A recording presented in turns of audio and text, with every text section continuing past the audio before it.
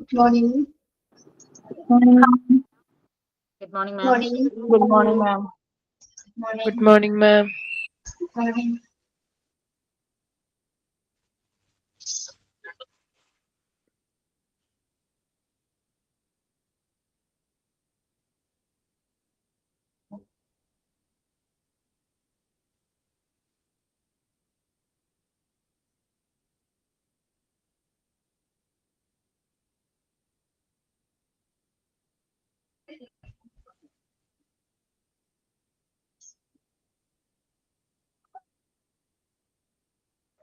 Morning, Miss. Morning. Good morning, ma'am. Good morning, Miss. Morning. Aranjita.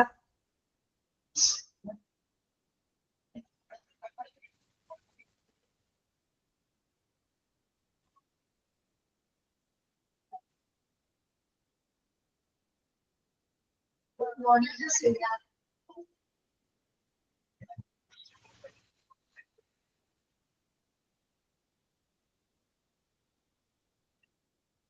Good morning, Miss. Good morning, Miss. Morning.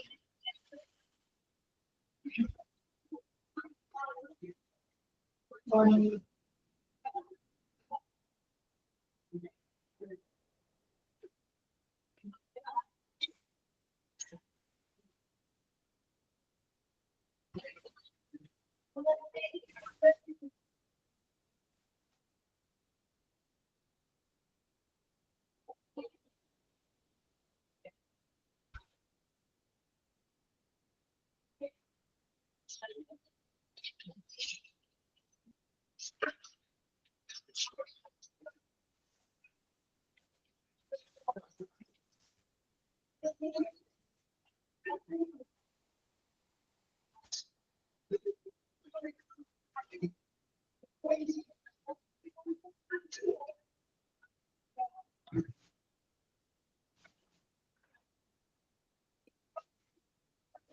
Prayer ആരാണ്?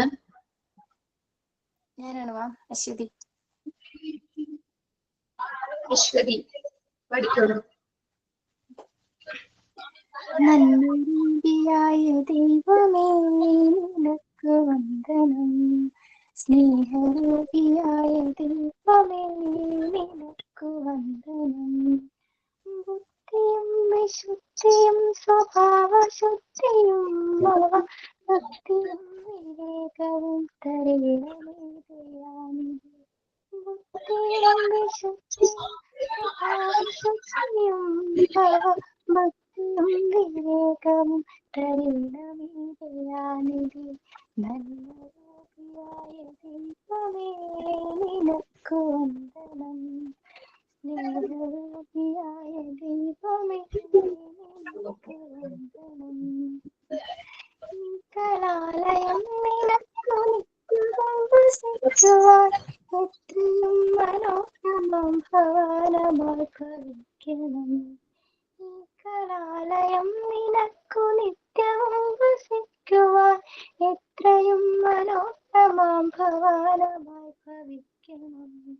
നന്മരൂപിയായ ദൈവമേ നിനക്ക് വന്ദനം, സ്നേഹരൂപിയായ ദൈവമേ നിനക്ക് വന്ദനം. Thank you miss.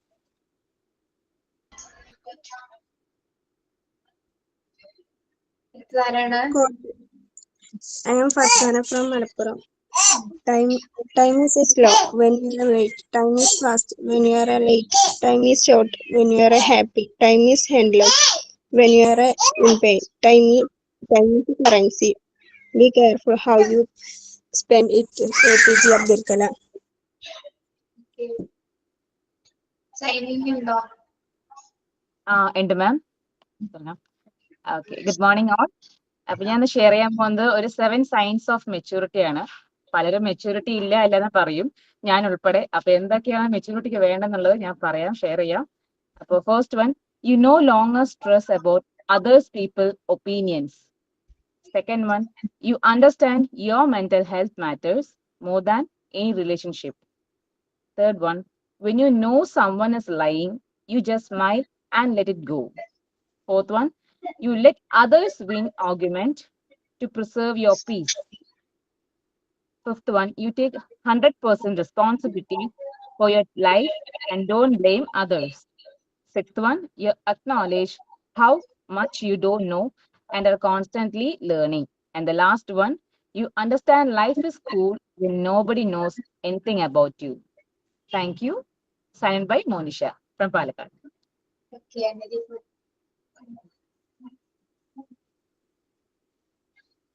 Yes. എന്തൊക്കെയുണ്ട് വിശേഷം? സുഖാണോ എല്ലാവർക്കും? Yes ma'am. സുഖം മാം. മാമിനോ? സുഖാണോ? ഓക്കെ. മാമിന്റെ ഹെൽത്ത് ഓക്കെ ആയോ? ആ ഓക്കെ. ഭക്ഷണം കഴിച്ചില്ല? 11:30 കഴിച്ചു. എന്താണ് വിശേഷം? പ്രത്യേകിച്ച് എന്തെങ്കിലും ഉണ്ടോ?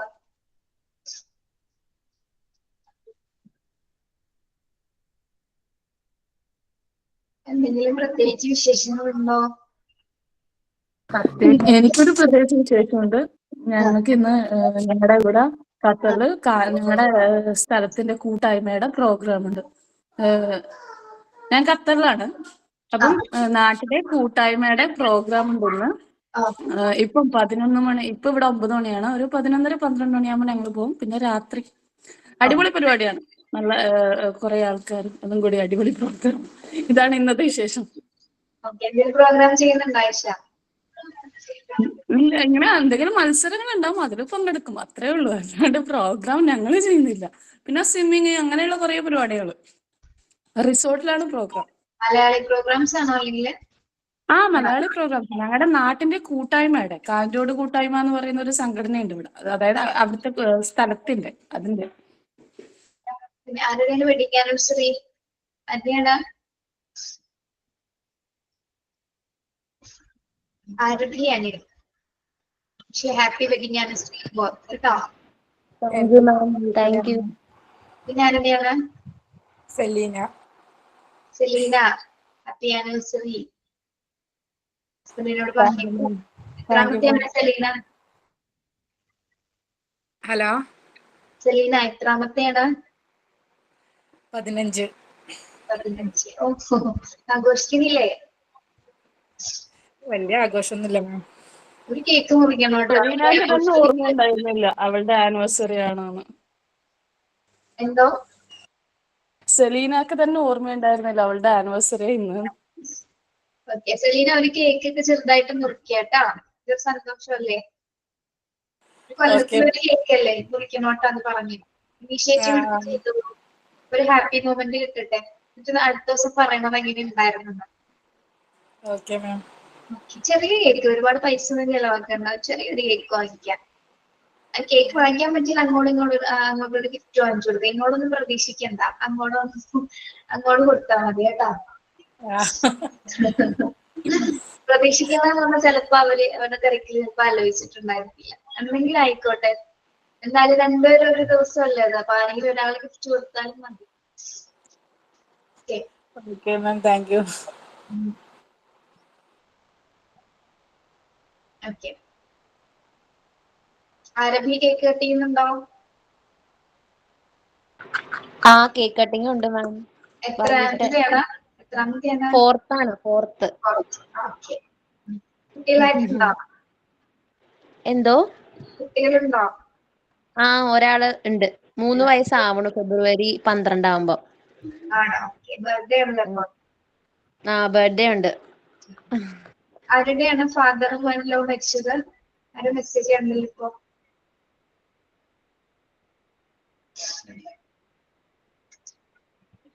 ഉമ്മു ഹബീബയുടെ.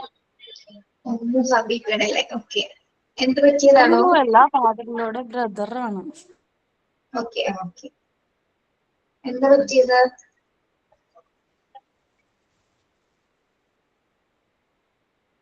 എന്താ പറ്റിയതെന്ന് അറിയില്ല.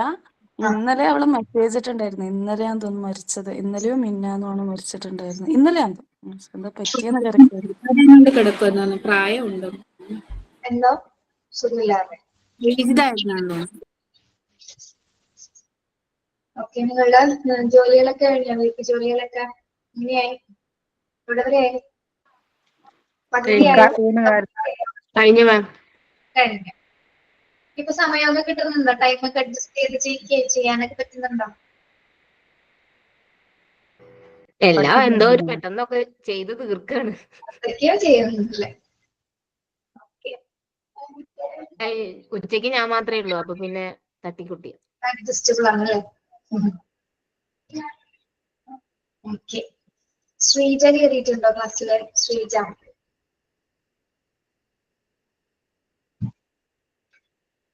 ശ്രീജ ഉണ്ട് ഉണ്ട് ഉണ്ട് മാം. ആ ഉണ്ട്.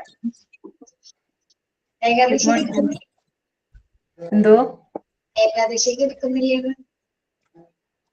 ഇന്ന് ഏകാദശിയാണോ? ഇന്നില്ല, എടുക്കുന്നില്ലേന്നാ ചോദിച്ചത്. എടുക്കാറില്ലേ? ഉണ്ട് ഉണ്ട്, കഴിഞ്ഞ ഏകാദശി എടുത്തായിരുന്നു. ഞാൻ ഈ വർഷത്തെ കലണ്ടർ വാങ്ങിച്ചില്ല, ഞാൻ ഞെട്ടിപ്പോയി. കാരണം യൂട്യൂബിൽ ഇങ്ങനെ വരുമല്ലോ. ഇല്ല ഇല്ല ഇല്ല, ഞാൻ ചോദിച്ചത് എടുക്കാറില്ലേന്ന് ചോദിച്ചതാ. ഉണ്ട് മാം, എടുക്കാറുണ്ട്. നമുക്ക് മിസ്സായെന്ന് തോന്നുമ്പോ തന്നെ ഒരു വിഷമമാ. എപ്പോഴും എടുക്കാൻ പറ്റട്ടെ, എപ്പോഴും കേട്ടോ. അതെ, താങ്ക് യു മാം. മാം എടുക്കാറുണ്ടോ? എനിക്കിപ്പോ ഇടയ്ക്കൊക്കെ എന്തെങ്കിലുമൊക്കെ മുടക്കുവാണ്. ഭഗവാൻ എന്തോ ഒരു കണക്കുവാണെന്ന് തോന്നുന്നു.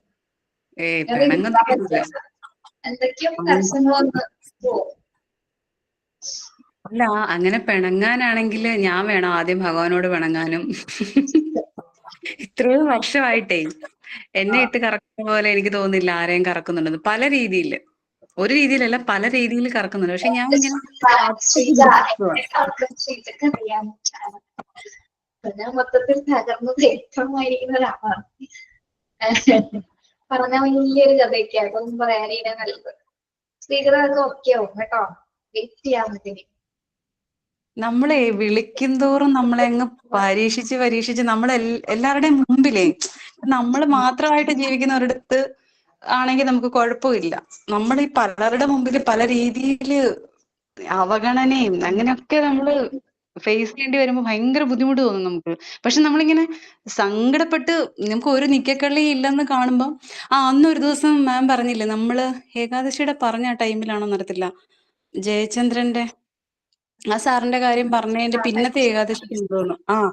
ആ ഏകാദശിക്ക് എടുത്ത് അന്ന് എനിക്ക് ഭയങ്കര സങ്കടമായിരുന്നു. ഭയങ്കര സങ്കടം എന്ന് പറഞ്ഞാൽ പിന്നെ സത്യം പറഞ്ഞാൽ മുമ്പോട്ട് ജീവിക്കണമെന്ന് പോലും എനിക്ക് തോന്നിയിട്ടില്ല. അത്രയും ഞാൻ വിഷമിച്ച ഏകാദശി എടുത്തത്. അതിന്റെ പിറ്റേ ദിവസം പിന്നെ എന്റെ നാത്തൂന്, അതായത് എന്റെ ബ്രദറിന്റെ വൈഫ്, ഞങ്ങൾ അപ്പുറം ഇപ്പുറം താമസിക്കുന്ന, അവളും ഉണ്ട് ഗ്രൂപ്പിലുണ്ട്, പ്രിയ, ശിവപ്രിയ. അപ്പൊ അവരെ ഇങ്ങനെ ഗുരുവായൂർ പോന്നെന്ന് പറഞ്ഞു. അപ്പൊ ഞാൻ അതിനൊരു 5 ദിവസം മുമ്പ് ഗുരുവായൂർ പോയി തൊഴുതിട്ട് വന്നതാ. അപ്പൊ ഹസ്ബൻഡ് ഖത്തറിലാണേ.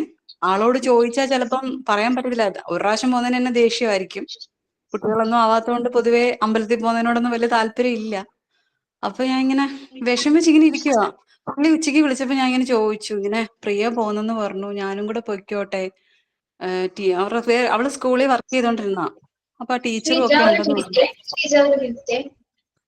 നമ്മുടെ ബാക്കി സ്റ്റുഡൻസിനോടാണ് ഞാൻ ചോദിക്കുന്നത്. നമ്മള് MT ക്ലാസ് എന്ന് പറഞ്ഞാൽ എന്തെങ്കിലും എക്സ്പീരിയൻസ് ഒക്കെ ഷെയർ ചെയ്തിട്ടൊക്കെ ആയിരിക്കും ക്ലാസ് എടുക്കുന്നത്. നോർമൽ ക്ലാസ് പോലെ നമുക്ക് എടുക്കാൻ സാധിക്കില്ല കേട്ടോ, മറ്റേ ക്ലാസ്സിനെ പോലെ സാധാരണ പോലെ.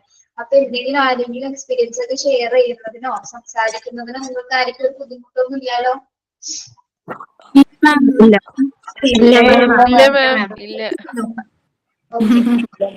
ചില ക്ലാസ്സിലെ ചിലർക്ക് ഇഷ്ടമല്ല, അവർക്ക് അത്രയും സമയം പോകും സംസാരിക്കേണ്ട പോർഷൻസ് എടുത്ത് തീർക്കുന്ന. പക്ഷെ ഇതിനൊരു സ്ട്രക്ചർ ഉണ്ട്. അപ്പൊ അത് അതേ രീതിയിലേക്ക് കൊണ്ടുപോകാൻ പറ്റും. പഠിപ്പിക്കണമെങ്കിൽ കംപ്ലീറ്റ് വെറുതെ ചാപ്റ്റേഴ്സ് ഒക്കെ എടുത്ത് ഇങ്ങനെ പഠിപ്പിച്ചുകൊണ്ടേ ഇരിക്കാം. നിങ്ങളോട് ക്വസ്റ്റ്യൻ ചോദിച്ച് നിങ്ങൾക്ക് ഒരുപാട് സ്ട്രെസ് പഠിപ്പിക്കാനൊക്കെ അറിയാം. ഇങ്ങനെ എടുക്കണമെങ്കിൽ ഇരിക്കാം. പക്ഷെ കുറച്ച് ദിവസം നിങ്ങൾ തുടങ്ങിയിട്ടേ ഉള്ളൂ. പതിയെ ഒന്ന് ട്രാക്കിലേക്ക് വരട്ടെ എന്നൊക്കെ പോണത് കേട്ടോ. ആർക്കും ബുദ്ധിമുട്ടൊന്നും ഇല്ലല്ലോ? ഇല്ല മാം.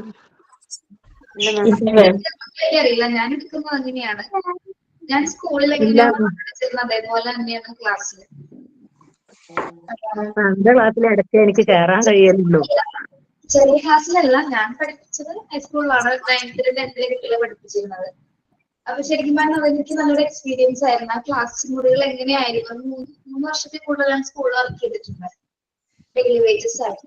അപ്പൊ ആ ഒരു എക്സ്പീരിയൻസ് എനിക്ക് ഞാൻ അവിടെ ക്ലാസ്സിൽ അവരോട് സംസാരിക്കണമല്ലോ എനിക്ക് നിങ്ങളോട് സംസാരിക്കാൻ പറ്റുന്നത് വെച്ചാൽ ഇത് ഓൺലൈൻ പ്ലാറ്റ്ഫോം ആണെങ്കിൽ കൂടി നമുക്ക് ഇനി സംസാരിക്കാൻ പറ്റുന്നതല്ല. അല്ലാതെ വെറുതെ ക്വസ്റ്റ്യൻസ് എടുത്ത് പോകുന്നതിന് ഒരു രസം ഉണ്ടാവില്ല, ഇൻട്രസ്റ്റിംഗ് ആയിരിക്കില്ല ക്ലാസ്. നമുക്ക് എന്തെങ്കിലുമൊക്കെ അനുഭവങ്ങൾ അല്ലെങ്കിൽ എക്സ്പീരിയൻസ് ഉണ്ടാവണം. പഠനത്തോടൊപ്പം തന്നെ എന്തെങ്കിലുമൊക്കെ നമുക്ക് ക്ലാസ്സിൽ നിന്ന് കിട്ടണം. ചിലപ്പോ ഇപ്പൊ പണ്ട് നമ്മൾ പഠിച്ചിരുന്നപ്പോ നമ്മുടെ ടീച്ചേഴ്സ് ഒക്കെ ഒരുപാട് കാര്യങ്ങൾ പഠിച്ചിരുന്നു, പറഞ്ഞു തരുമല്ലോ ക്ലാസ്സിൽ പോർഷൻസ് എടുക്കുന്നതിന് മുമ്പോ അല്ലെങ്കിൽ അതിന്റെ ഇടയ്ക്കൊക്കെ എന്തെങ്കിലുമൊക്കെ പറയും. അത് പക്ഷെ ഇപ്പോഴെന്റെ മനസ്സിലേക്ക് ഇപ്പോഴും നിൽക്കുന്നുണ്ട് എന്റെ ടീച്ചേഴ്സ് പണ്ട് പറഞ്ഞ കാര്യങ്ങളൊക്കെ. ഇത്ര സമയം കിട്ടുന്ന സമയത്ത് അവരെന്തെങ്കിലുമൊക്കെ ഇങ്ങനെ പറഞ്ഞുകൊണ്ടിരിക്കും, വിശേഷങ്ങളായാൽ കൂടി അവര് ലൈഫിൽ നടന്ന ഇൻസിഡൻസ് ഒക്കെ ഇങ്ങനെ പറയാറുണ്ട്. അപ്പൊ നമുക്ക് എപ്പോഴും പഠിച്ചുകൊണ്ടിരിക്കാൻ ആർക്കും ഇഷ്ടമുണ്ടാവില്ലല്ലോ, എന്തെങ്കിലുമൊക്കെ ഒന്ന് ക്ലാസ്സിൽ കേൾക്കണ്ടേ. അപ്പൊ അതൊക്കെ ഇപ്പോഴും മനസ്സിൽ ഓർക്കുന്നുണ്ട്.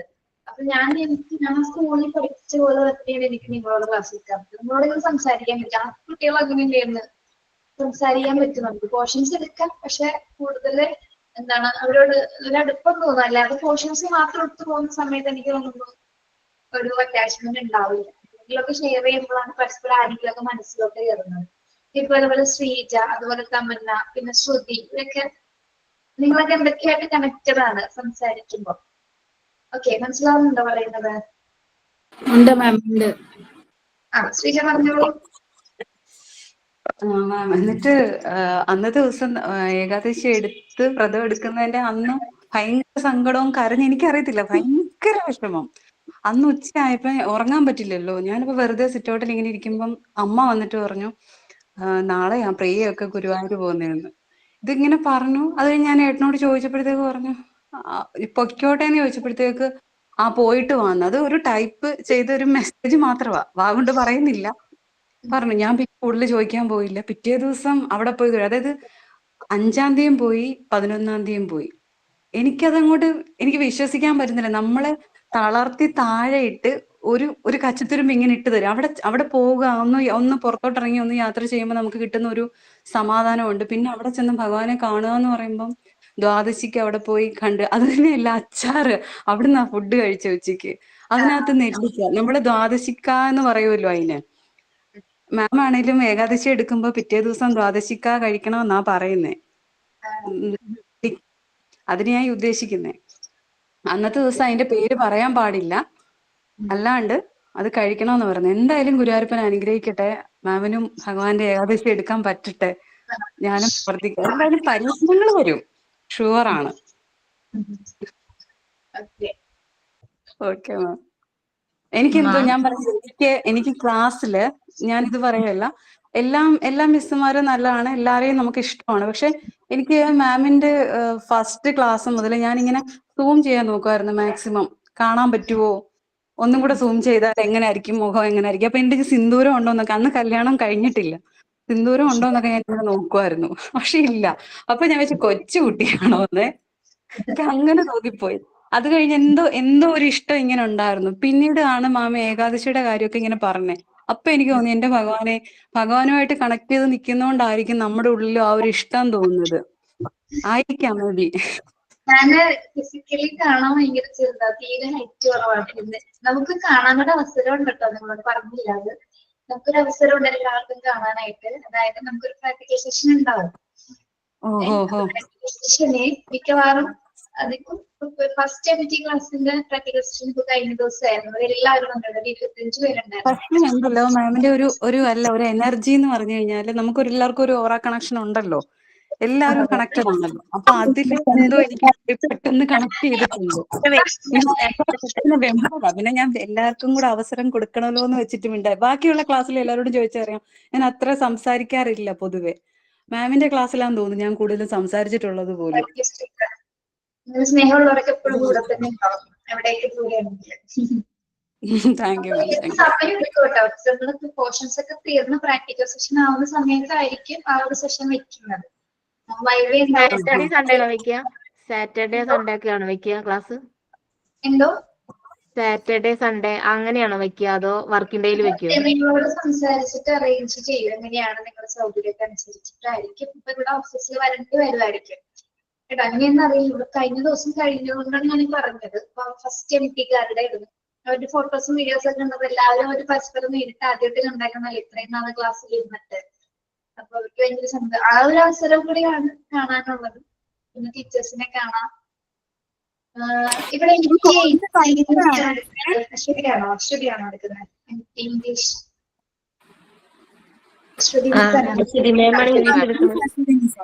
അശ്വതി മിസ്സും വേറൊരു അശ്വതി എടുക്കുന്നുണ്ടോ? PGക്ക് എടുക്കുന്നുണ്ട്. PGയുടെ എടുക്കുന്നുണ്ട് മാം. ജിഷാമിസ് എടുക്കുന്നുണ്ടോ? ഇല്ലേ, ജിഷാമിസ് എടുക്കുന്നുണ്ട്. നമുക്ക്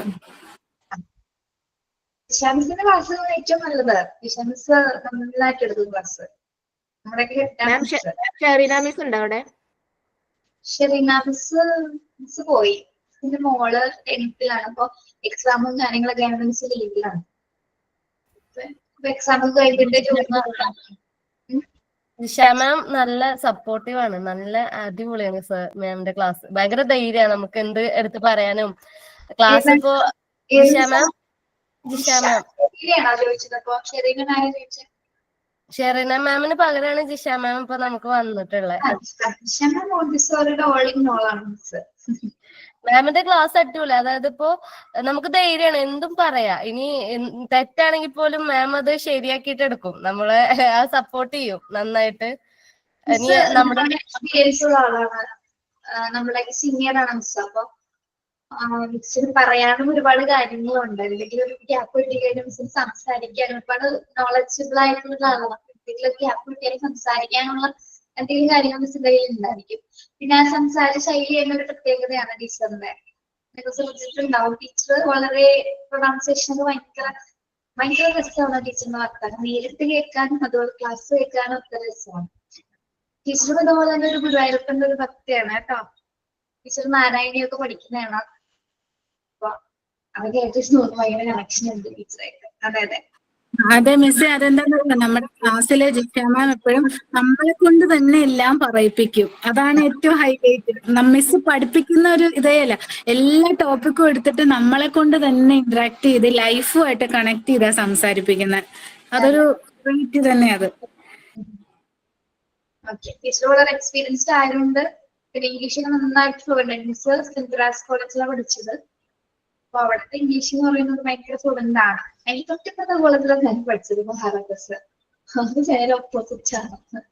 ഞങ്ങൾ ആർട്സ് കോളേജിലാണ്, ആർട്സ് ആൻഡ് സയൻസ് ആണ് കേട്ടോ. കേട്ടിട്ടുണ്ടോ നിങ്ങൾ മഹാരാജാസ് എറണാകുളം? കേട്ടിട്ടുണ്ട്. കോളേജാണ്.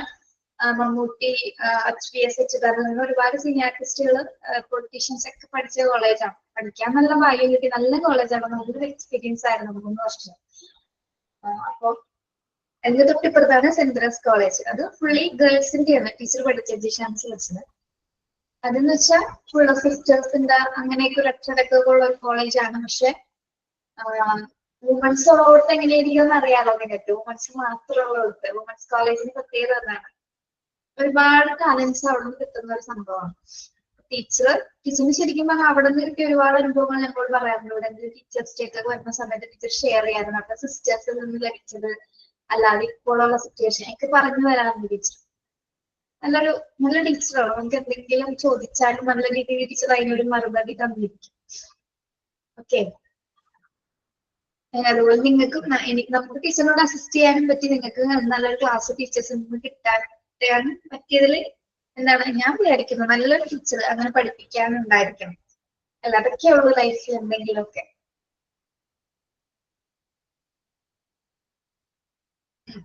ആണോ ഉമ്മ? അല്ല, നമുക്കൊന്ന് പോർഷൻസ് ഒന്ന് നോക്കിയാലോ. Factors that affect socialization. ഇവിടെ തുടങ്ങിയല്ലേ ഇരിക്കേണ്ടതാണ്. മറ്റേ പാരഗ്രാഫ് കംപ്ലീറ്റ് ആയില്ലായിരുന്നല്ലോ മാം? ഇത് പറഞ്ഞില്ലേ? അതിന്റെ പകുതി അല്ലേ? നോക്കിയപ്പോഴാ കണ്ടേ. 6 തൊട്ട് നമ്മൾ വായിക്കുന്നുണ്ട്. ചിൽഡ്രൻസ് ആർ നോട്ട് സിവിലൈസ്ഡ് എന്ന് പറഞ്ഞല്ലേ, കുട്ടികളെ പരിഷ്കൃതരല്ല മറ്റേ ഏജിന്. ഓക്കെ, അതൊക്കെ പറഞ്ഞല്ലോ നമ്മള്. പറഞ്ഞിരുന്നു.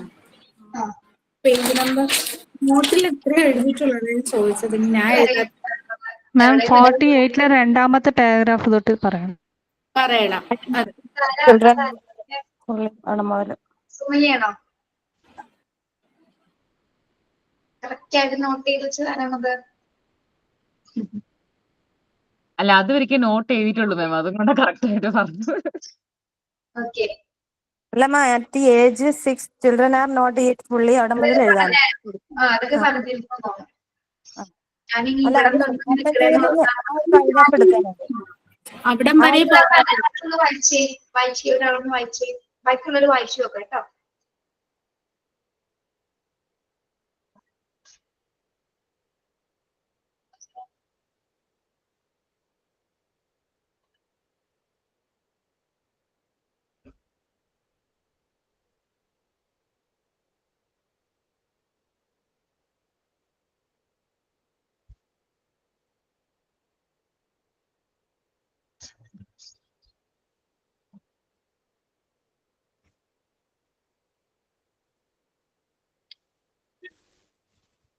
വായിച്ചിട്ട് എന്താണെന്നൊന്ന് പറയാൻ പറ്റുമോ ആരെങ്കിലും?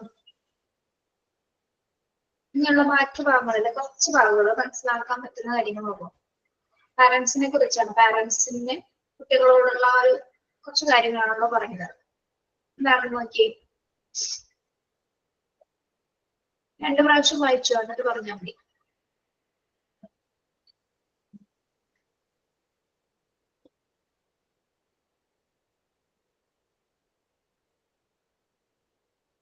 വാം ആൻഡ് ലവിങ് പാരന്റ്സ് എങ്ങനെയായിരിക്കും?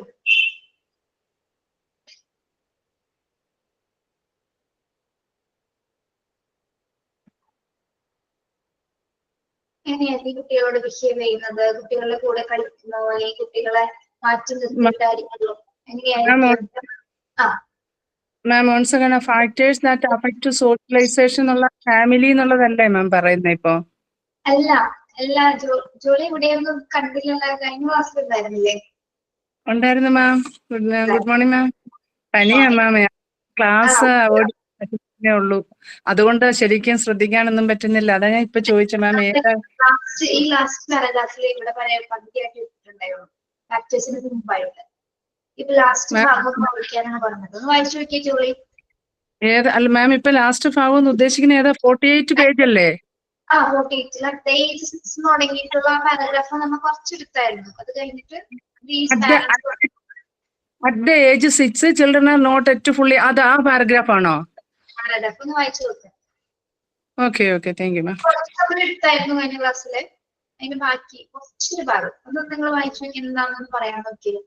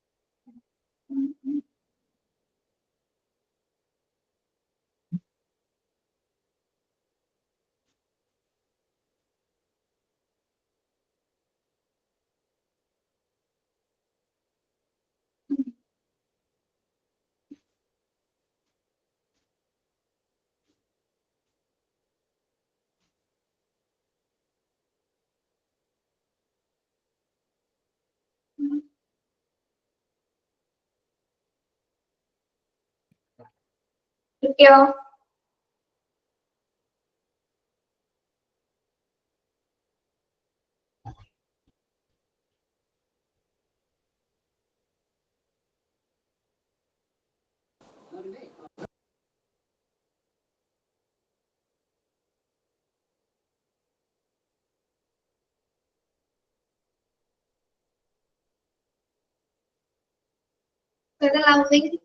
വാം ആൻഡ് ലവിങ് പാരന്റ്സ് ഇവിടെ പറയുന്നത് എന്താണ്?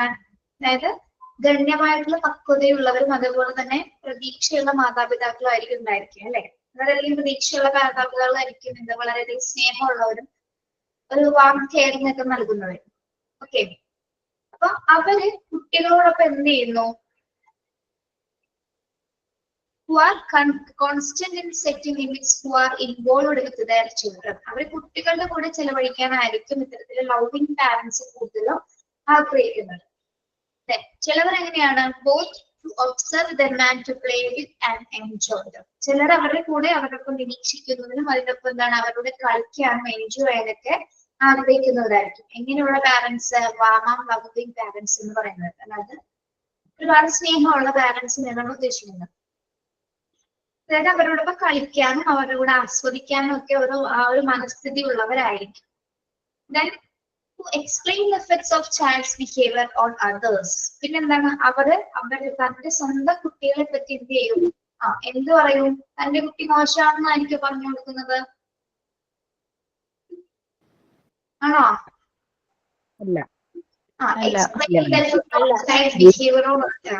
കുട്ടിയുടെ ബിഹേവിയറിനെ കുറിച്ച് അവന്റെ നല്ല കാര്യങ്ങളായിരിക്കും മറ്റുള്ളവരോട് പറഞ്ഞു കൊടുക്കുന്നത്. അവന്റെ ബിഹേവിയർ അതിന്റെ മോൻ അങ്ങനെയാണ്, അവന് നന്നായി ചിത്രം വരയ്ക്കാൻ അറിയാം, ടീച്ചേഴ്സിനോടെ നല്ല രീതിയിലാണ് ബിഹേവ് ചെയ്യുന്നത്, വീട്ടിൽ എന്നെ അവനെന്തെങ്കിലൊക്കെ ഹെൽപ്പ് ചെയ്യും, അങ്ങനെയൊക്കെ പറയും അല്ലെ? അപ്പൊ നല്ല കാര്യങ്ങൾ പറയും.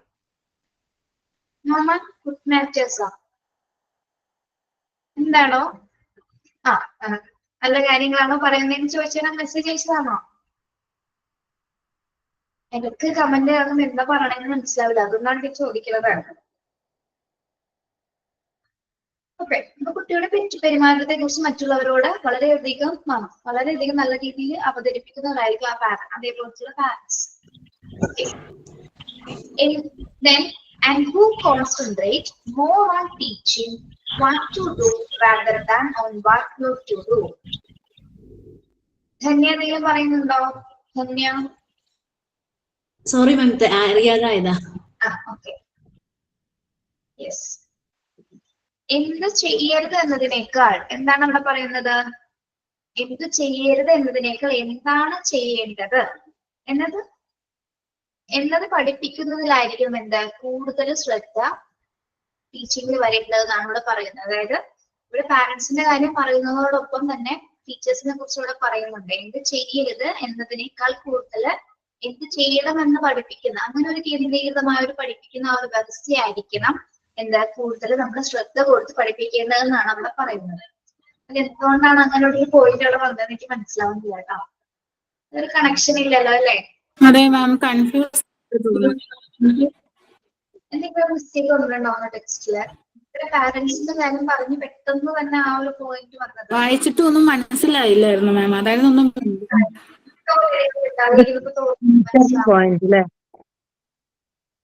ലാസ്റ്റ് ശരിക്കും അങ്ങനെ ഒരു പോയിന്റ് വേണ്ട. അല്ല മാം, നല്ല കാര്യങ്ങൾ പോസിറ്റീവായിട്ടുള്ള കാര്യങ്ങൾ മാത്രം അവരെ പറഞ്ഞു പഠിപ്പിക്കാന്നാണോ ഉദ്ദേശിക്കണേ? അതായത് ഇപ്പോ നെഗറ്റിവിറ്റി കുട്ടികളുടെ പെരുമാറ്റത്തെ കുറിച്ച് അവരുടെ പാരന്റ്സ് എങ്ങനെയാണ്, അല്ലെങ്കിൽ പാരന്റ്സ് എങ്ങനെയാണ് അവരെ കെയർ ചെയ്യുന്നത്, അവരുടെ കൂടെ ഇരിക്കുന്നു, അവരോടൊപ്പം എൻജോയ് ചെയ്യുന്നു എന്നൊക്കെയാണ് നമ്മൾ പറഞ്ഞു വന്നത് അല്ലേ? പക്ഷെ പെട്ടെന്ന് എന്താണ് പിന്നെ അവരുടെ ബിഹേവിയറിനെ പറ്റി മറ്റുള്ളവരോട് എക്സ്പ്ലെയിൻ ചെയ്ത് കൊടുക്കുന്നു അല്ലെ? കുട്ടികളുടെ സ്വഭാവത്തെ പറ്റി മറ്റുള്ളവരോട് എക്സ്പ്ലെയിൻ ചെയ്യും. അവിടെ വരെ ഓക്കെയാണ്. പിന്നെ and who concentrate more on teaching what to do rather than on what not to do. എവിടെയൊക്കെ എന്താ മിസ്റ്റേക്കുകൾ പറയും. ചിലപ്പോ ഇങ്ങനെ ആയിരിക്കോ, പേരന്റ്സും നമ്മുടെ ടീച്ചേഴ്സ് തന്നെ അല്ലേ, അപ്പൊ അങ്ങനെ ആയിരിക്കും ഉദ്ദേശിച്ചിരിക്കുന്നത്. എന്ത് ചെയ്യരുതെന്ന് ചെയ്തതിനേക്കാള് പറഞ്ഞു കൊടുക്കേണ്ടത് പാരന്റ്സ് തന്നെയാണെന്നുള്ള രീതിയിലായിരിക്കാം. മാനേഴ്സ് ഒക്കെ പഠിക്കുന്നത് ആ സമയത്താണെന്നുള്ളതായിരിക്കാം. അതെ അതെ അതെ. ഏതൊരു കാര്യം പറയാം, നമ്മുടെ ടെക്സ്റ്റ് ബുക്കിലെ ചില ഭാഗങ്ങളില് ഇത് മാത്രമല്ല അല്ലാതെ ഒരുപാട് ഭാഗങ്ങളില് mistakes, printing mistake, grammar mistake ഒക്കെ വന്നിട്ടുണ്ട് കേട്ടോ. അപ്പൊ നിങ്ങളുടെ ടെക്സ്റ്റും ഇവിടെയും PDF വെച്ച് നോക്കണം. ടെക്സ്റ്റിൽ അങ്ങനെ തന്നെയാണോ കിടക്കുന്നത്? നിങ്ങളുടെ ടെക്സ്റ്റിൽ അങ്ങനെ തന്നെയാണോ കിടക്കുന്നത്?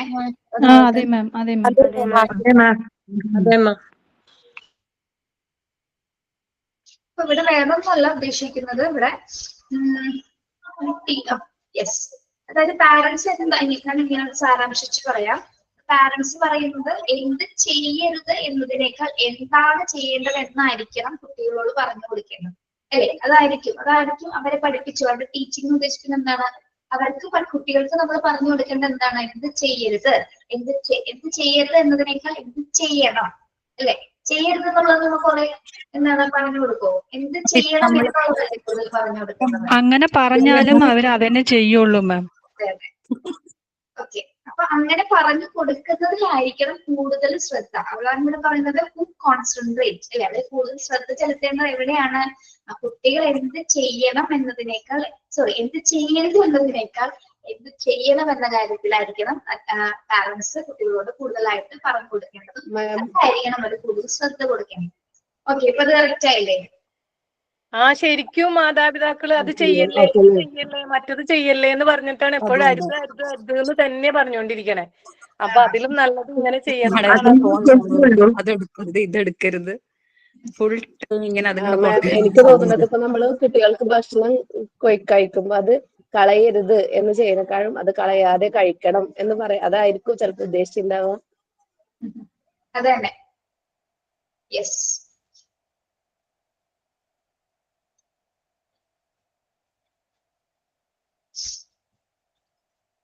ഓക്കെ, പാരഗ്രാഫിൽ അത്രയും വരുന്നുള്ളൂ. അവിടെ നിന്ന് ക്വസ്റ്റ്യൻസ് ഒന്നും വരില്ല കേട്ടോ, അതുകൊണ്ടാണ് വീണ്ടും വീണ്ടും ഒന്നും എക്സ്പ്ലെയിൻ ചെയ്യാത്തത്.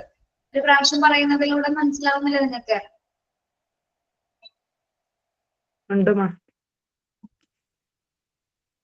ഇതൊക്കെ എക്സാമിന് ചോദിക്കുന്ന ഒന്നാണ്, അതൊക്കെ വീണ്ടും വീണ്ടും റിപ്പീറ്റ് ചെയ്യുന്നത്.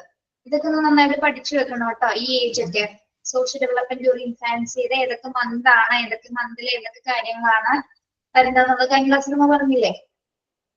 12 മന്തിൽ എന്താണ് കുഞ്ഞു നോനോ എന്ന് പറയുന്നു.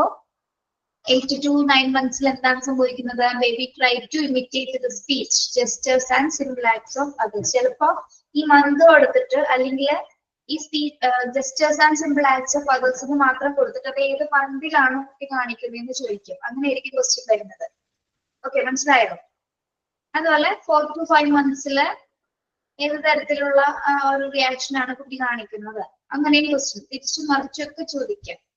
ഓക്കെ, അല്ലെങ്കിൽ ആക്ഷൻസ് തന്നിട്ട് അത് ഏത് മന്തിലാണെന്ന് ചോദിക്കാം, അല്ലെങ്കിൽ മന്ത് തന്നിട്ട് അത് ഏത് ആക്ഷൻസ് ആണ് കാണിക്കുന്നതെന്ന് ചോദിക്കാം. അങ്ങനെയും ക്വസ്റ്റ്യൻസ് വരാം. എന്തായാലും ഒബ്ജക്റ്റീവ് ആയിരിക്കും, അതുകൊണ്ട് നിങ്ങൾ പേടിക്കില്ല. ഓക്കെ, ഇനി നമുക്ക് ഫാക്ടേഴ്സ് ദാറ്റ് അഫക്ട് സോഷ്യലൈസേഷൻ നോക്കാം. അതായത് സാമൂഹ്യവൽക്കരണത്തിനെ അഫക്ട് ചെയ്യുന്ന ഫാക്ടേഴ്സ്, ഘടകങ്ങൾ എന്തെല്ലാം? ഇതൊക്കെയാണ് the family and peer group. സോഷ്യലൈസേഷനെ അഫക്ട് ചെയ്യുന്ന 2 ഘടകങ്ങളാണ് ഇവിടെ പറയുന്നത്. എന്തൊക്കെയാണ്? ഒന്ന് ഫാമിലി, ഒന്ന് പിയർ ഗ്രൂപ്പ്. പിയർ ഗ്രൂപ്പ് ആരാണ്? സമപ്രായക്കാർ അല്ലേ? ഓക്കെ, അപ്പൊ ഫാമിലി എങ്ങനെയാണ് സോഷ്യലൈസേഷനെ അഫക്ട് ചെയ്യുന്നത്? അതെങ്ങനെയാണ് വരുന്നത്? The family is the most vital primary agency for socialization of the child. എന്താണ് ഫാമിലി എന്ന് പറയുന്നത്? എന്താണെന്നാണ് പറയുന്നത്? സോഷ്യലൈസേഷന്റെ ഒരു ഏജൻസിയാണ്. ഒരു കുട്ടി ആദ്യം ഒരു സോഷ്യബിളായിട്ട് സിറ്റുവേഷൻ കാണുന്നത് എവിടെ നിന്നാണ്? അവന്റെ കുടുംബത്തിൽ നിന്നാണ്, അല്ല അവന്റെ പാരന്റ്സ്, അവന്റെ അച്ഛൻ, അമ്മ, മുത്തശ്ശി, സിബ്ലിങ്സ്, ഇവരെയാണ് നമ്മൾ കാണുന്നത് അല്ലെ? അതാണ് അവന്റെ ഒരു സോഷ്യലൈസേഷൻ സ്റ്റാർട്ട് ചെയ്യുന്ന ഒരു മൊമെന്റ് എന്ന് പറയുന്നത്. അവരാണ്, ഫാമിലിയാണ് ഒരു പ്രൈമറി ഏജൻസി അല്ലെ? അവിടെ നമ്മളെല്ലാവരും അങ്ങനെ തന്നെയല്ലേ? നമ്മൾ ആദ്യം കണ്ടു വളർന്നത് നമ്മുടെ കുടുംബാംഗങ്ങളെയാണ്. അതിനുശേഷമാണ് പുറത്തൊരു സമൂഹം ഉണ്ടെന്നും പുറത്ത് ചുറ്റുപാടുകൾ ഉണ്ടെന്നൊക്കെ പിന്നീടാണ് നമ്മൾ അറിയുന്നത്. ആദ്യം മനസ്സിലാക്കുന്നത് നമ്മുടെ ഫാമിലി അല്ലെ? നമ്മുടെ ഫാമിലി എന്റെ ഒരു സോഷ്യലൈസേഷൻ ആണ്, ഒരു പ്രൈമറി ഏജൻസിയാണ്. ഓക്കെ, അപ്പൊ എങ്ങനെയാണ് സോഷ്യലൈസേഷൻ അഫക്ട് ചെയ്യുന്നത്? ഫാമിലിയുടെ സൈസ് അല്ലെ? Size of family, fondness among the members of family, attitude of the parents and family members towards the child, friction among parents and break going to separation, death or divorce. അതങ്ങനെ അങ്ങനെ പോകും. പറഞ്ഞ size of the family എന്ന് പറയുമ്പോൾ എന്താണ്? Size of the family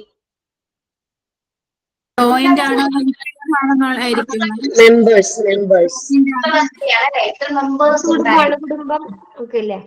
അണുകുടുംബം വരാം, joint കുടുംബം അല്ലെ, കൂട്ടുകുടുംബം, അങ്ങനെ എത്ര മെമ്പേഴ്സ് വരുന്നു. അപ്പൊ അതിനനുസരിച്ച് എന്താണ്? ഒരുപാട് പേര് ഒബ്സർവ് ചെയ്യാനായിട്ട് കുട്ടിക്ക് സാധിക്കുന്നു. ഒരാളല്ല, ഒരു ഫാമിലി. കൂട്ടുകുടുംബമാണെങ്കിൽ എന്താണ്? ഒരുപാട് പേരുണ്ട്. അപ്പൊ ഒരുപാട് പേരിൽ നിന്ന് എന്താണ്? പല കാര്യങ്ങൾ ഒബ്സർവ് ചെയ്യുന്നു, പല രീതിയിലും. കൂടുതൽ അണുകുടുംബങ്ങളല്ലേ? എന്തോ? ഇന്ന് കൂടുതൽ അണുകുടുംബം അല്ലേ? അതെ, ഇന്ന് കൂടുതൽ അണുകുടുംബമാണ്. ഓക്കെ, അപ്പൊ സോഷ്യലൈസേഷൻ ഹെൽപ്പ് ചെയ്യുന്ന ഒരു ഫാക്ടർ ആണ് size of the family. Underline ചെയ്ത് പോണേ. നെക്സ്റ്റ് എന്താണ്? Fondness among the members of the family. എന്താണ് ഫോണ്ട്നെസ് എന്ന് പറയുന്നത്? ഒരു ഇഷ്ടം അല്ലെ? തമ്മിലുള്ള ആ ഒരു ലവ്, അതാണ് ഉദ്ദേശിക്കുന്നത് അല്ലെ? ഫോണിൽ ഉണ്ടാവുക, അതായത് മെമ്പേഴ്സ് തമ്മിൽ പരസ്പരമായിട്ടൊരു സ്നേഹം ഉണ്ടായിരിക്കണം, ഇഷ്ടം ഉണ്ടായിരിക്കണം കേട്ടോ. ഫോണിനെസ് ഉദ്ദേശിക്കുന്നത് ഇഷ്ടം എന്നുള്ളൊരു മീനിങ് കേട്ടോ. പിന്നെന്താണ്? Attitude of the parents and family members towards the child. എങ്ങനെയുള്ള ആറ്റിറ്റ്യൂഡ് ആയിരിക്കണം പാരന്റ്സിന് കുട്ടികളോട് ഉണ്ടാവേണ്ടത്, ഫാമിലി മെമ്പേഴ്സിന്?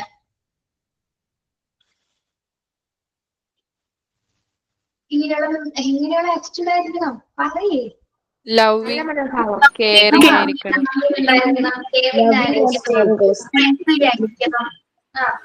ഹെൽപ്പിംഗ് ആയിരിക്കണം.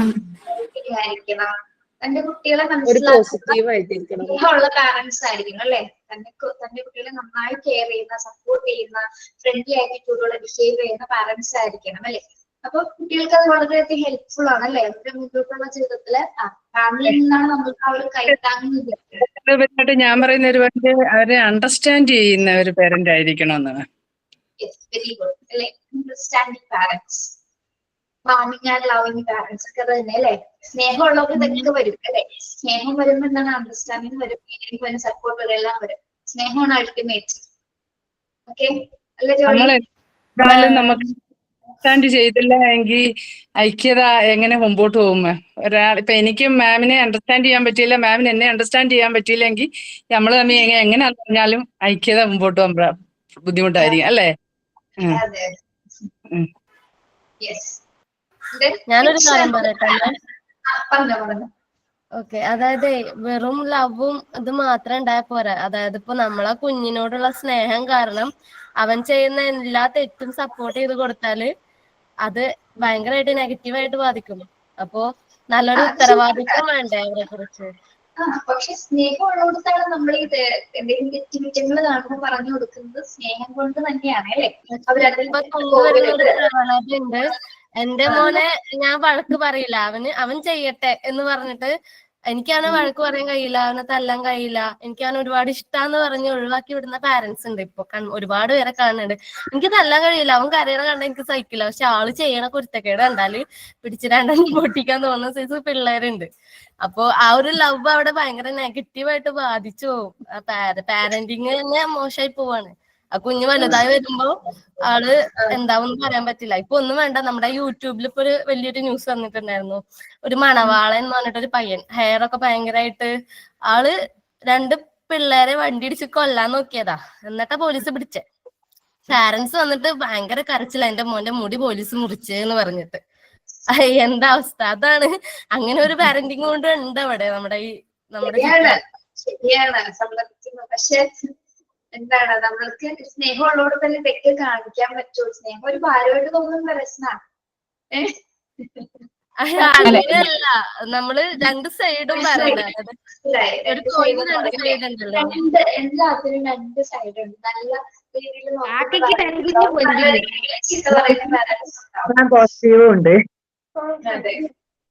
റസ്ന ഉദ്ദേശിച്ചത് എന്താന്ന് വെച്ചാൽ കുറ്റം കണ്ട അത് കുറ്റമാണെന്ന് പറയാനുള്ള ഒരു ഉത്തരവാദിത്വം കൂടി ആ മാതാപിതാക്കൾക്ക്, സ്നേഹമുള്ള മാതാപിതാക്കൾക്ക് അത് കുട്ടികളോട് അമിതമായ സ്നേഹമുള്ള പാരന്റ്സ് ഉണ്ടാവും. ഇപ്പൊ ശരിയാണ്, നമ്മളെ നോവിക്കാൻ പോലും വിഷമമുള്ള ആരെങ്കിലും ഒക്കെ അങ്ങനെയുള്ള പാരന്റ്സ് ഉണ്ട്. അപ്പൊ അവര് എന്ത് ചെയ്താലും അതിനൊക്കെ സപ്പോർട്ട് ചെയ്യുന്നതായിരിക്കും. പക്ഷെ നമുക്ക് അത് ഒരു പാരന്റിങ്ങിന്റെ നമുക്കൊന്നും ചെയ്യാനില്ല. അത് ചിലപ്പോ മാറുമായിരിക്കും എന്ന് വിചാരിക്കാം അല്ലെ? നിന്റെ മോനെ ചീത്ത പറയണം, നീ നിന്റെ മോനെ നമുക്ക് പറഞ്ഞു കൊടുക്കാൻ പറ്റും. പക്ഷെ അത് ആൾക്ക് ചിലപ്പോ അക്സെപ്റ്റബിൾ ആണെന്നില്ല അല്ലെ? അപ്പൊ എന്റെ മോനെ പറ്റി അങ്ങനെ പറയുന്ന ഇഷ്ടമായിരിക്കും അത്. അങ്ങനെയുള്ള ആൾക്കാർ നമ്മുടെ കൂട്ടത്തിൽ അല്ലെ? നമ്മുടെ കൂട്ടത്തിൽ ഇവിടെയുള്ള ടൈം പറഞ്ഞ പുറത്ത് കുട്ടികളെ കേൾക്കാൻ കഴിയുന്ന പാരന്റ് ആയിരിക്കണം. സ്നേഹത്തിലൂടെ തിരുത്താനും കഴിയണം. ഇപ്പൊ നടക്കുന്നു അമ്മയോട് പറയുന്നുണ്ടെങ്കിൽ അതൊരു സ്നേഹത്തിന്റെ, അതൊരു അറ്റാച്ച്മെന്റ് അവനുള്ളത്. സ്നേഹം വേണം. അപ്പൊ ആ അമ്മ അത് കേൾക്കുമ്പോ അതിന്റെ തെറ്റും ശരിയും പറഞ്ഞ് അവനെ ബോധ്യപ്പെടുത്താനും ബാധ്യസ്ഥയാണ്. ഇപ്പൊ എന്റെ മോനാണെങ്കിലും അവനൊരു ഇഷ്ടം ഒരാളോട് തോന്നിയാല് അതുവരെ അമ്മയോട് പറയണുണ്ടെങ്കിൽ അത് അവന് അത്രയും അമ്മയോടുള്ള ഇഷ്ടമാണ്, അമ്മയുടെ കരുതലിൽ ഒതുങ്ങി നിൽക്കണോണ്ടാണ്. അതുപോലെ തന്നെയാണ് അമ്മമാര് അവനിപ്പോ എന്നെ അത് ചെയ്തു ഉപദ്രവിച്ചു എന്ന് പറയുമ്പോ ആ കുട്ടിയെ കുറ്റപ്പെടുത്താതെ അതിന്റെ കാര്യകാരണങ്ങൾ സഹിതം അവനെ വ്യക്തമാക്കി കൊടുക്കുക എന്നുള്ളതും ഒരമ്മയുടെ ഉത്തരവാദിത്തമാണ്. അത് നല്ല കാര്യമാണ്. രവിക്ക് ആ തെറ്റ് എന്താണ് ചെയ്തതെന്നുള്ള ബോധ്യം ഉണ്ടാക്കി കൊടുക്കണം, ഇത് ചെയ്യാതിരിക്കാനായിട്ട്. നല്ല കാര്യമാണ്. ഓക്കെ, കൂടുതൽ അടുപ്പുണ്ടെങ്കിൽ എല്ലാം പറയും. പക്ഷെ എന്റെ മോക്ക് അങ്ങനെയാട്ടോ, പേടിയുണ്ട്. ഞാൻ നല്ല രസന ചില കാര്യങ്ങൾക്ക് ചീത്ത പറയോ, പക്ഷെ എല്ലാ കാര്യവും തുറന്നു പറയും. അത് നമ്മളെ ചില സമയം ചീത്ത പറഞ്ഞു കഴിഞ്ഞ് കുറെ കഴിഞ്ഞ് നമ്മളെ മുഖം നോക്കും എങ്ങനെയാണ് എന്നുള്ളേ. എല്ലാ കാര്യവും പറയൂ. മാം ചില ഹെറിഡിറ്ററി സ്വഭാവങ്ങളുണ്ട്, അത് നമുക്ക് ഗ്രാജുവലി മാത്രമേ മാറ്റാൻ പറ്റത്തുള്ളൂ. നമ്മൾ ചാടി കയറിയത് മാറ്റണമെന്ന് വെച്ച് കഴിഞ്ഞാൽ പതുക്കെ പതുക്കെ അവരെ കയ്യിലെടുത്ത് കൊണ്ടുവന്ന് മനസ്സിലാക്കി കൊടുത്ത്, ഇപ്പൊ മാം പറഞ്ഞ ആ ഒരു പോയിന്റ് അതിനോട് what not to do, what to do rather, അത് അതിനോടൊരു സെയിം ആവുന്നൊരു പോയിന്റാ. അത് മനസ്സിലാക്കി കൊടുത്ത് പതുക്കെ അത് സ്റ്റെപ്പ് ബൈ സ്റ്റെപ്പ് ആയിട്ടേ അത് പറ്റത്തുള്ളൂ. അപ്പൊ പേരൻസിനെ നമ്മൾ അപ്പൊ അവരെ സമൂഹത്തിൽ ഇൻസൾട്ട് ചെയ്യുന്നുള്ള സംസാരിക്കുക അല്ലാതെ അവര് ചെയ്യുന്ന ഒരു ബുദ്ധിപൂർവ്വം ചെയ്യുന്ന ഒരു കാര്യമായിട്ടേ നമുക്കത് മനസ്സിലാക്കാൻ പറ്റത്തുള്ളൂ. കാരണം അത് പെട്ടെന്ന് പിടിച്ചു നിർത്താൻ പറ്റുന്ന ഒരു കാര്യമല്ല, അത് ഹെറിഡിറ്ററിയാ. അപ്പൊ അത് സ്റ്റെപ്പ് ബൈ സ്റ്റെപ്പിലേ പറ്റത്തുള്ളത്.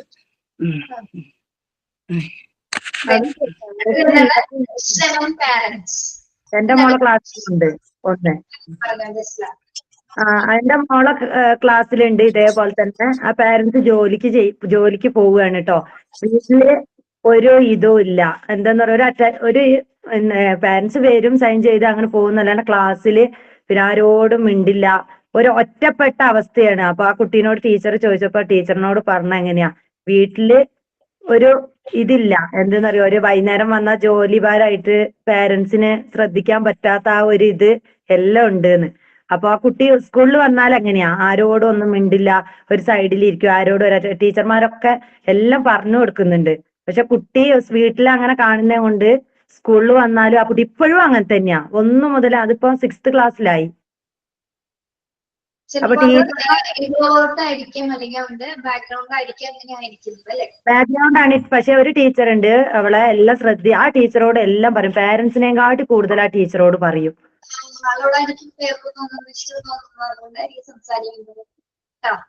ചിലപ്പോ ക്ലാസ് ഇല്ലാത്ത സമയത്തായ വീട്ടിൽ കൊണ്ടാക്കാൻ പറയുന്നു ടീച്ചറെ. അപ്പൊ ആ വീട്ടിൽ അത്രയും, പക്ഷെ വീട്ടില് എല്ലാം ഉണ്ടെന്ന് ടീച്ചർ, എല്ലാ സുഖ സൗകര്യങ്ങളും ഉണ്ടെന്ന്. പക്ഷെ കുട്ടിക്ക് ആ വീട്ടിൽ നിന്ന് ആ ഒരു ഇത് കിട്ടുന്നില്ലാന്ന്, ജോലി ഭാഗം കൊണ്ട്.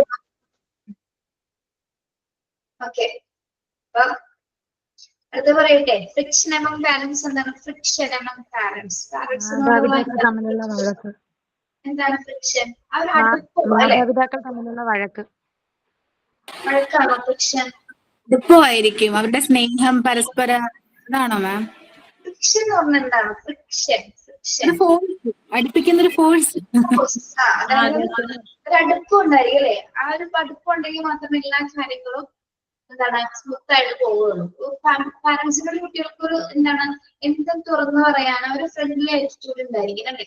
ഒരു ബോണ്ടിങ് ഉണ്ടാവണം. അച്ഛനായാലും അമ്മയായാലും കുട്ടിയായാലും എന്താണ് ഒരു ബോണ്ടിങ് ഉണ്ടെങ്കിൽ എന്താണ് ആ റിലേഷൻഷിപ്പ് വളരെ സ്മൂത്ത് ആയിട്ട് പോകും അല്ലെ? എന്ത് പ്രശ്നം വന്നോട്ടെ എങ്കിലും ഹാൻഡിൽ ചെയ്യാനും സപ്പോർട്ട് ചെയ്യാനും എന്തായിരിക്കും ആ ഒരു അടുപ്പമുള്ളതുകൊണ്ട് നമുക്കത് വലിയ പ്രശ്നമായിരിക്കില്ല അല്ലെ? ആ ഒരു ബോണ്ടിങ് എപ്പോഴൊക്കെ നിങ്ങൾക്ക് നിങ്ങളുടെ പാരന്റ്സിനെ ആലോചിക്കും. അതായത് നിങ്ങളുടെ അച്ഛനോ മാം, അതിനെ ഒരു എക്സാമ്പിളാ ഞാന്.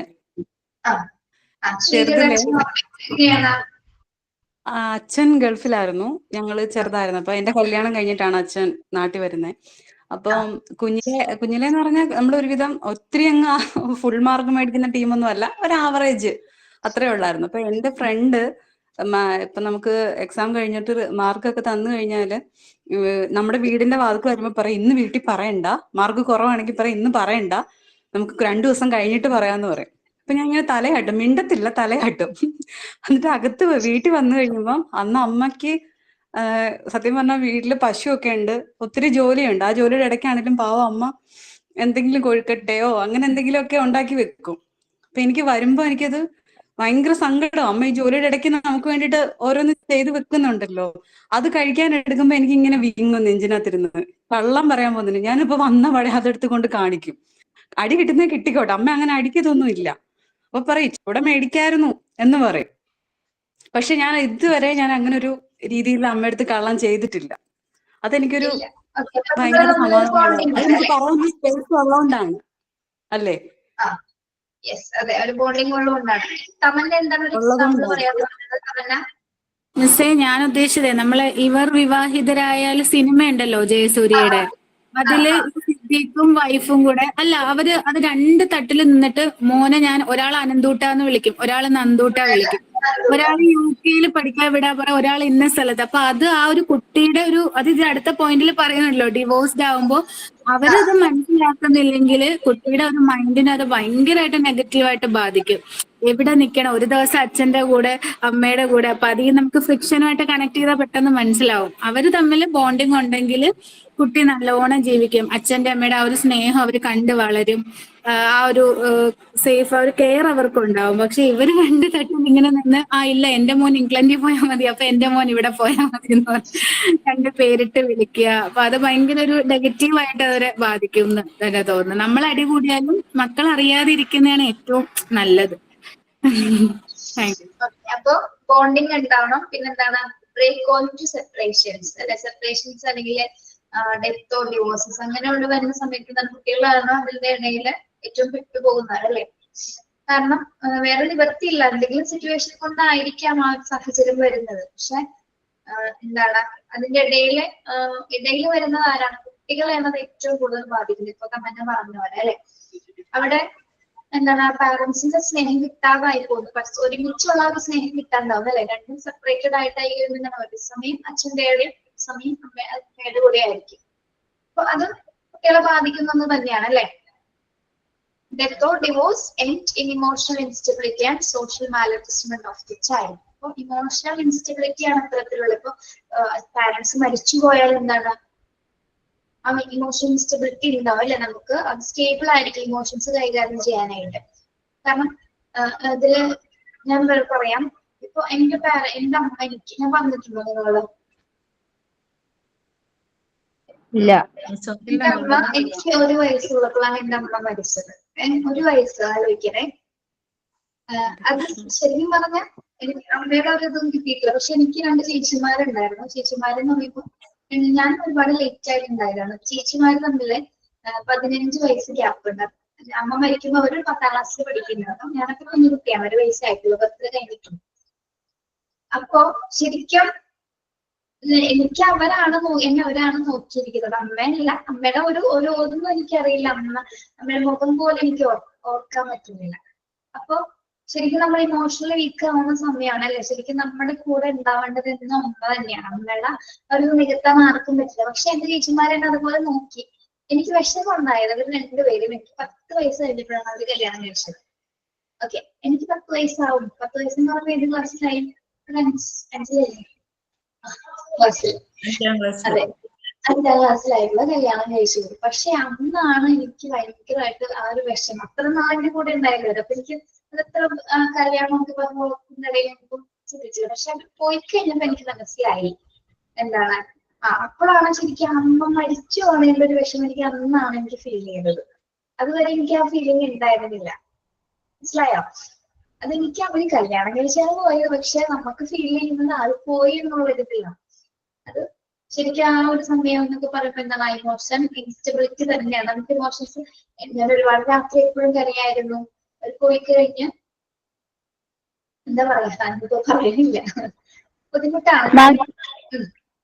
എനിക്ക് ഇതുപോലെ തന്നെയാണ്. എനിക്ക് 2 ഇത്തമാരാണ്. ഞാനിപ്പോഴും അവരുടെ കുഞ്ഞെനീറ്റിയാണ്. എനിക്ക് 2 കുട്ടികളുണ്ടെങ്കിൽ പോലും ഞാൻ വീട്ടിൽ ചെല്ലുമ്പോ അവരാണ് എന്റെ പിള്ളേരെ നോക്കുന്നത്, കുളിപ്പിക്കുന്നത്. ഞാൻ ഇട്ട ഡ്രസ്സ് വരെ ഞാൻ കൊടുത്ത് അവരെ കൊണ്ട് അലക്കിക്കുക. ഞാനിപ്പോഴും അവരുടെ അടുത്ത് നിന്നും എന്താ പറയാ, ഇപ്പോഴും എന്റെ ഉമ്മച്ചീടെ അതേ സ്ഥാനത്ത് നിന്നിട്ട് എന്റെ മൂത്തിത എന്നെ കഴിഞ്ഞ് 6 വയസ്സിന് മൂത്താണ്. അവൾ ഇപ്പോഴും എന്നെ പോലെ അതുപോലെ തന്നെ കൊച്ചേ കൊച്ചേ കൊച്ചേ അങ്ങനെ എന്നെ വിളിക്കുള്ളൂ.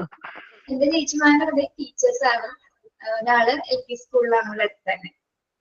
അവിടെ ഗവൺമെന്റ് സർവീസിലാണ്. ചേച്ചിയൊക്കെ നന്നായിട്ട് പഠിച്ച് ഗവൺമെന്റ് പോസ്റ്റിൽ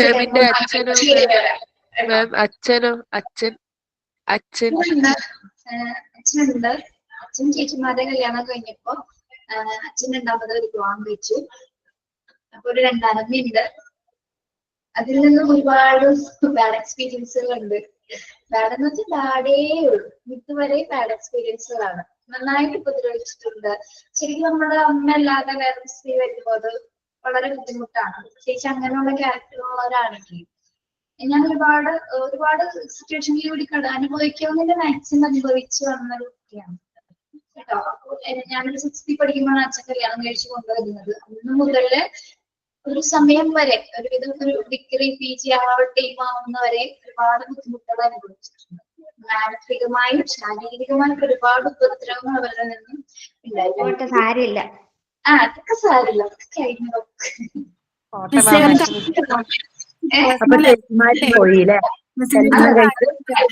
ലൈഫ് ഹിസ്റ്ററി പറയുമ്പോ ഒരുപാട് അനുഭവങ്ങളിലൂടെയാണ് കടന്നു വന്നിട്ട് ഇത്രയും നാളായിട്ട് വലിയ വലിയ വ്യത്യാസങ്ങളൊന്നും വന്നിട്ടില്ല എന്ന് ഞാൻ പറഞ്ഞു. നാളുമായിരിക്കും അല്ലെ?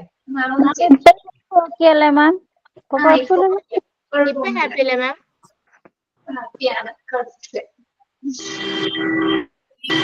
ഹലോ ആരാണിത്? തമന്നയാണ്. തമന്ന. ഹലോ മിസ്, ഒരു കാര്യം മിസ്സിന്റെ ഇപ്പോഴത്തെ മാരേജ് ലൈഫ് എങ്ങനെയുണ്ട്? ഹസ്ബൻഡൊക്കെ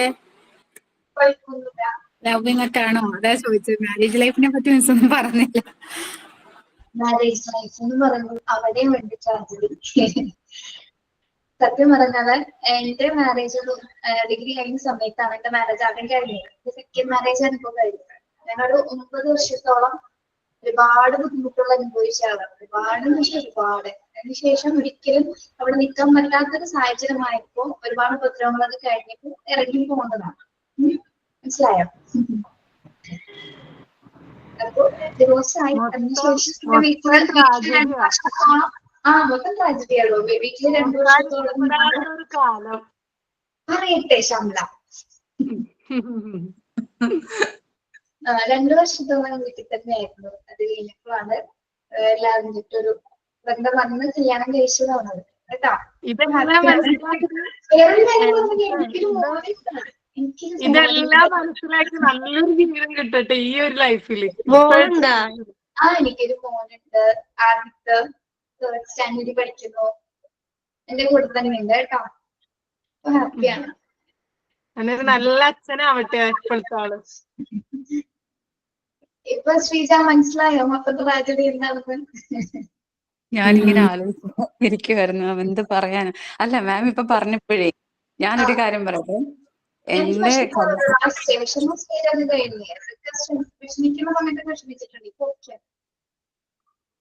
അല്ല എന്റെ ലൈഫിലും എന്റെ കല്യാണം 18 വയസ്സ് കഴിഞ്ഞപ്പോ കഴിഞ്ഞതാ. പക്ഷെ ആ ലൈഫില് ആൾക്ക് നമ്മളോട് സ്നേഹം ഉണ്ടോന്ന് ചോദിച്ചാൽ ഉണ്ട്. പക്ഷെ ഈ പറഞ്ഞ പോലെ മാനസികമായിട്ടും ശാരീരികമായിട്ടും ഒക്കെ ഒരുപാട് സഹിച്ചിട്ടുണ്ട് ഞാൻ. ഒരുപാട് ഈ നിമിഷം ഇപ്പോഴും സഹിച്ചുകൊണ്ടിരിക്കുകയാണ്. പക്ഷെ ഇപ്പം അങ്ങനത്തെ വലിയ പ്രശ്നങ്ങളില്ല. എങ്കിൽ പോലും നമ്മൾ ചെയ്യുന്നതാണ് നല്ലത്. കാരണം ആ ലൈഫ് ചിലപ്പോൾ ഉള്ളിൽ സ്നേഹം ഉണ്ടാവില്ല. ഇതിപ്പോ കാണിക്കാത്തായിരിക്കും കേട്ടോ. അല്ല പിന്നെ ഞാനിത് കുറെ ഉണ്ടല്ലോ എന്റെ മനസ്സിൽ നിന്ന് നമ്മള് ഒരുപാട് കാര്യങ്ങളിലും എന്താ പറയണ്ടേ, നമ്മൾ വേറെ കാര്യങ്ങൾ എന്തെങ്കിലും എൻഗേജ്ഡ് ആവുകയാണെങ്കിൽ നമുക്ക് കുറച്ചൊരു സമാധാനം കിട്ടും. അത് ഞാൻ നോക്കിയിട്ട് അത് കറക്റ്റ് ആണ്. അപ്പൊ അതുകൊണ്ട് ഞാൻ വിചാരിച്ചു ഞാൻ അങ്ങനെ ഒന്നിനും ഇത്രയും വർഷമായിട്ട് ഞാൻ ഒരു കാര്യത്തിലും മാം ഒന്ന് ആലോചിച്ച് നോക്കി, എനിക്ക് ഇപ്പുറത്ത് നോക്കാൻ ഒരു കുഞ്ഞോ അങ്ങനെ ഒന്നും ഇല്ല.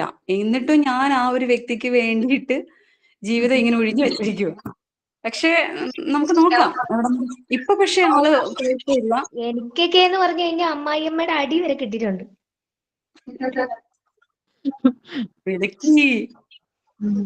അങ്ങനെ കുറെ പേരുണ്ട് മാം. ഞാനായിട്ട് വേറെ തന്നെയാണ്. 11 വർഷമായിട്ട് ഈ പറഞ്ഞ പിള്ളേർക്ക് വേണ്ടി ജീവിക്കണമെന്നല്ലാണ്ട് എവിടെയെങ്കിലും ചാൻസ് കിട്ടാൻ എവിടെയെങ്കിലും ഓടിപ്പോകും. രക്ഷപ്പെട്ടാൽ മതി പറഞ്ഞിരിക്കുക. അല്ല നേരത്തെ ആരായിരുന്നു വെഡിങ് ആനിവേഴ്സറി ആഘോഷിക്കുന്നില്ല എന്ന് പറഞ്ഞത്? എനിക്ക് കേക്ക് ഒന്നും മേടിക്കുന്നില്ലെന്ന് പറഞ്ഞില്ല. അപ്പൊ എനിക്ക് ശരിക്കും പറഞ്ഞ വിഷമം തോന്നിയേ.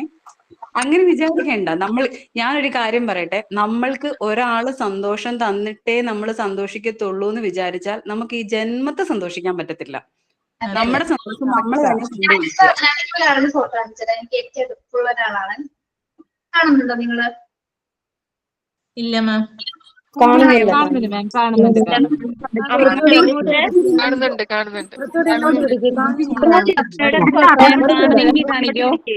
കാണുന്നില്ല. കുറച്ചും കൂടി മാമിന്റെ മുഖത്തിന്റെ നേരെ പിടി അപ്പൊ കാണാം. ഇങ്ങോട്ട് നേരെ ഒന്ന് പിടിക്കും അപ്പൊ കാണാൻ പറ്റും. മുഖത്തിന് നേരെ വെക്കൂ. മുഖത്തിന്റെ അടുത്തേക്ക് മാമിന്റെ ഫേസിന്റെ നേരെ പിടിക്കോ, കാണാൻ പറ്റുന്നില്ല. കാണാൻ ഫേസിന്റെ നേരെ ഇപ്പൊ പറ്റുന്നുണ്ട്. മതി മതി. അതെന്താണ് എന്റെ അമ്മ ഏട്ടാ, അതാണ് മാമിന്റെ അമ്മ. അതാണ് അമ്മ, അതാണ് ഞാൻ. കുഞ്ഞു പറവാ. ശരിക്കും പറഞ്ഞാൽ എന്തോ അതെ അതെ കുഞ്ഞാണ് ഇപ്പൊ പ്രായമായോ തോന്നത്താ. മാം എല്ലാ സുഖം കൂടെ ആർക്കും കൊടുക്കൂലല്ലോ ദൈവം. ഞാൻ എനിക്ക് പ്രത്യേകിച്ച് ബുദ്ധിമുട്ടൊന്നുമില്ല. ഞാൻ വെറുതെ പറഞ്ഞതാണ് ഇന്ന് വെഡിങ് ഒന്നും ഇല്ലാന്ന്, കാരണം ഹസ്ബൻഡ് മറന്നിട്ടുണ്ടായിരുന്നു. അപ്പൊ ഇപ്പൊ ഞാൻ ക്ലാസ്സിൽ വെഡിങ് ആനിവേഴ്സറി ആണെന്ന് ഞാൻ പറഞ്ഞപ്പോഴാണ് ഓടി വരുന്നത്. എന്താ വേണ്ടത്? ഒന്നും വേണ്ട, ഞാൻ വിരുന്ന് പോവാന്ന് പറഞ്ഞു. ഓർമ്മയില്ലല്ലോ, ഞാൻ പറഞ്ഞപ്പോഴല്ലേ. എനിക്ക് ഓർമ്മ ഉണ്ടായിരുന്നില്ല. രാവിലെ ആരബിയോ ആരോ വെഡിങ് ആനിവേഴ്സറി ഇട്ടപ്പോഴാണ് അയ്യോ ഇന്ന് ജനുവരി 31 ആണല്ലോ എന്ന് ഞാൻ ആലോചിച്ചത്. 15 വർഷമായില്ലേ മാം, അതുകൊണ്ട് നമ്മൾ അത്ര ഒരു കൊടുക്കാറില്ല. എത്ര വർഷമായി? 15 വർഷമായി മാം. 15 വർഷം.